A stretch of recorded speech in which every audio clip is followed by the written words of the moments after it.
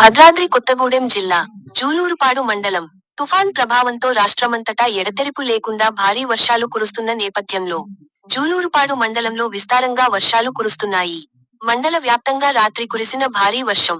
దీంతో మండల పరిధిలోని పలు వాగులు వంకలు పొంగి ప్రవహించాయి.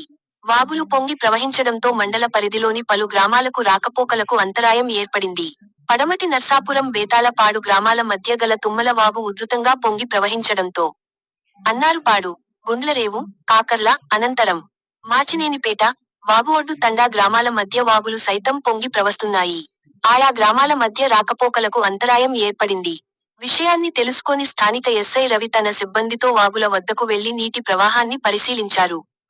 ప్రజలు ఎవ్వరూ ప్రమాదకరంగా ప్రవహిస్తున్న వాగులను దాటకుండా రోడ్డుకు ఇరువైపులా ట్రాక్టర్లను అడ్డుపెట్టించారు. ముందస్తు చర్యల్లో భాగంగా పోలీస్ సిబ్బంది వరద ఉధృతిని పర్యవేక్షిస్తున్నారు.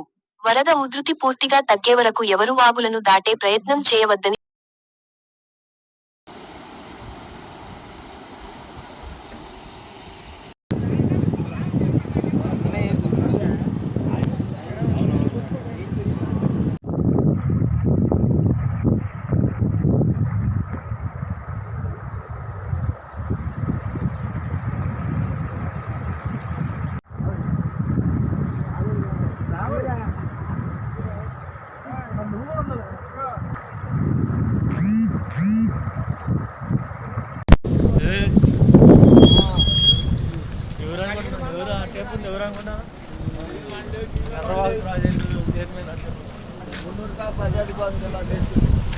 చాలా తక్కువైంది తెలుసా.